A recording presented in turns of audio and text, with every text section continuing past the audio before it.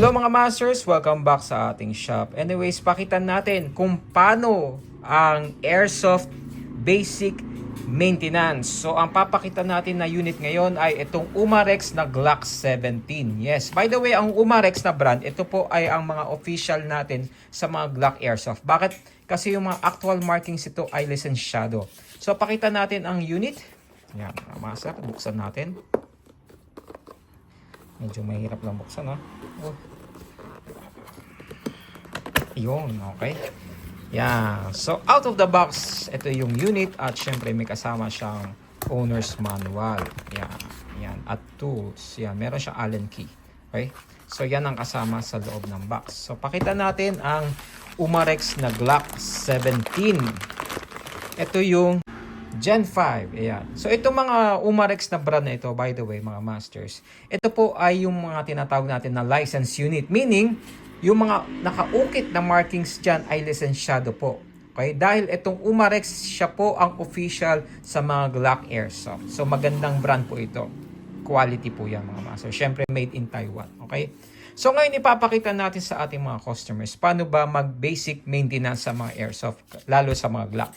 So ang papakita nating silicone lube ay itong Puff Dino na silicone lube. Pwede kayong gumamit ng ibang brand ng WD-40 basta make sure na meron siyang silicone content. Okay? With silicone dapat. So ano-ano ba dapat ang kailangan natin para sa airsoft basic maintenance? Una, kailangan natin ng basahan, lalo na ganitong klase. Microfiber na basahan. Huwag po kayong gagamit ng ibang klaseng basahan. Kailangan microfiber. Okay? So next, paano ba kalasin ang unit? Yan. Kumbaga itong mga airsoft na Glock, ito ay hango sa totoong baril. Okay? Kung paano nagpa-function ng totoo, ganun din po ang airsoft. So, lagi magazine out. Yan. Okay? So, paano ba dapat ang pag-iingat ng mga airsoft? So, lagi mga master, keep in mind ang mga airsoft dapat, lalo sa mga magazine, dapat ito ay may lamang gas. Okay? Huwag nyo po itong hayaan na walang lamang gas. Bakit? Kasi habang tumatagal, kunwari, tinago mo siya ng isang buwan, isang taon, yung mga o-ring nito ay kukunat. So, dapat ito ay laging may gas. Bakit? Kasi ang mga green gas po natin, katulad dito, Puff Dino na green gas, ito ay merong oil added. Okay? So, pag ito ay laging may laman, hindi po kukunat ang mga o-ring sa loob kasi nalulubricate lagi ang mga o-ring sa loob. Okay? So, hindi siya magkakaroon ng leak, hindi kukunat ang mga o-ring. So, mape-prevent natin ang magazine leak. Okay? So, yan. Tapos, ang mga bala dapat laging bago. Huwag po tayo mag-uulit ng mga bala. Make sure na huwag kayong mamumulot lalo kasi pag ang napulot nyo ay maduduming bala, pwedeng pumasok sa inner barrel ang mga maduming bala. So, hindi magiging maganda ang lipad ng bala. Okay? So, ito dapat nililinis din to. Okay? So, yan mga masters. At pag hindi mo siya gagamitin, kailangan lagi walang lamang bala. Para yung spring naman, yung tension ay laging matigas. Okay? Basta walang bala, pero dapat lagi may gas. Okay? So next, pakita natin kung paano iurong tong base plate or base pad. So hatakin mo ito pababa and then yan. So dapat mga master, pag hindi mo siya gagamitin, pwede mo siya lagyan ng silicone dito. Kaunti lang mga master, huwag masyadong lunod na lunod. Ganun lang naman mga master. Tsaka dito. Yan. Kung saan merong o-ring. Okay? Hindi ba? Okay. Yan. So ganun lang naman mga masters. Okay? Tapos balik natin itong plate or kaya base pad. Yan. Next, pakita naman natin kung paano magkalas ng Glock. Oh, sorry, nalaglag. Ng Glock, okay? So, kung makita nyo mga masters, meron itong parang inihila pababa. Yan, okay? So, magkabila po yan. So, ang gagawin mo, hilahin mo siya ng sabay, pababa, and then ikasa mo siya. Yan. Medyo struggle lang, pero kaya mo naman yan. So, ganun lang, okay? So yan, makikita mo na ang internals ng iyong airsoft. Parang totoo din. Kung paano nakakalas ang totoo, ganun din po sa airsoft. Okay?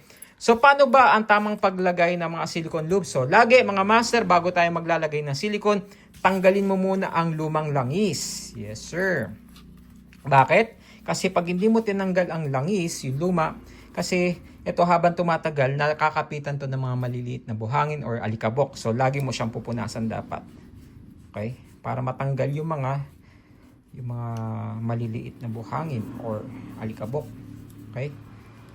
Punas lang naman, punas. laging pupunasan. Okay? Next, ito rin. Punasan mo rin siya. Basic maintenance lang to mga masters ha. Hindi pa ito yung full maintenance. Kasi pag full maintenance, babaklasin mo to, babaklasin mo yan, babaklasin mo yung inner barrel. So basic lang ipapakita natin ngayon. Yan. So lagi lilinisin natin yan. Next, tamang paglagay ng silicone lube. Kung nakikita nyo itong butas ito ang tinatawag natin na loading nozzle. Sa loob nito may mga goma yan mga masters. So ang gagawin natin, hilahin natin itong chamber. Yan, para mabuksan natin itong loading nozzle. Sa loob nito, dito tayo mag-spray ng silicone. Kaunti lang mga master ha. Huwag yung nalulunod.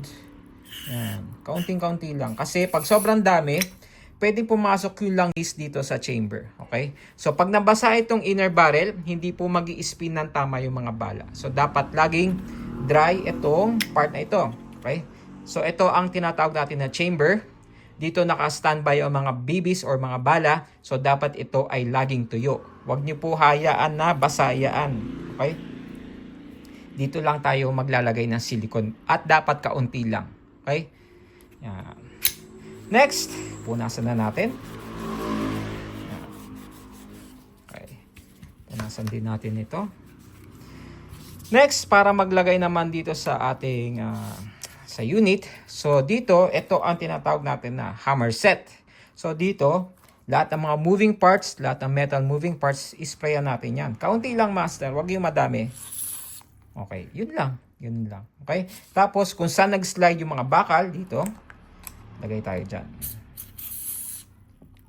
Okay? Ganun lang master, wag yung madami. Yun, okay na.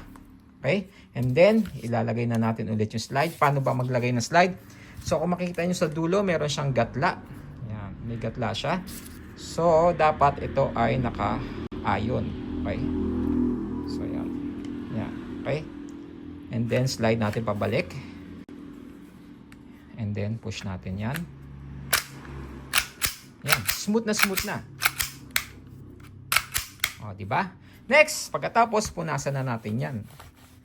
Yan. Or, pwede, kung meron kayong toothbrush, spray nyo to sa toothbrush. Brushin nyo yan. Brushin nyo yan. Para matanggal din yung mga pawis na nanunuot dito. Lalo, pag acidic kayo mga masters, kailangan pupunasan nyo to lagi. Para hindi magkaroon ng bukbuk yan. Kasi kunwari, naglaro kayo, tapos pawisin pala ang kamay nyo, tapos hindi nyo alam kayo pala ay acidic. Ngayon, yung mga pawis, mapupunta yan sa metal part, nagkakaroon siya ng bukol-bukol. So, para maiwasan natin yon, toothbrush, silicone lube, brushin natin, and then punasan natin ng microfiber cloth. So, para manatiling fresh siya. Okay? Diba? Ayan.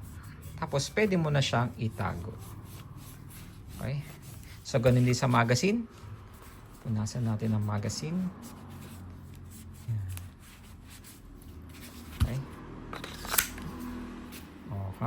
Diba? So, yan lang mga masters. Punasan natin yan. Yan. So, ulit, ito ang tamang paggawa ng airsoft basic maintenance. Okay? Yan. Para maingatan natin ang airsoft, para well lubricated at hindi po siya kagad malaspag. So, yan lang ang gagawin nyo sa tamang paggamit ng silicone lube. Okay? So, lagi, i-practice din natin ang trigger finger out. So, dapat ganyan. Tapos, point sa safe direction. Huwag natin ipo-point sa tao, sa hayop. Kailangan sa safe direction. At higit sa lahat, huwag din natin to gagamitin sa mga animals. Ang airsoft po ay ginagamit po ito sa sports and hobbies. Okay? So, yan mga masters, sana may naitulong po ako sa inyo kung paano po ang paggamit ng silicone lube. Okay? So, huwag niyong kalimutan mag-like, subscribe sa ating page at sa mga order niyong airsoft, PM lang kayo sa ating page. Okay? Thank you mga masters. Let's go! Hit subscribe. Thank you.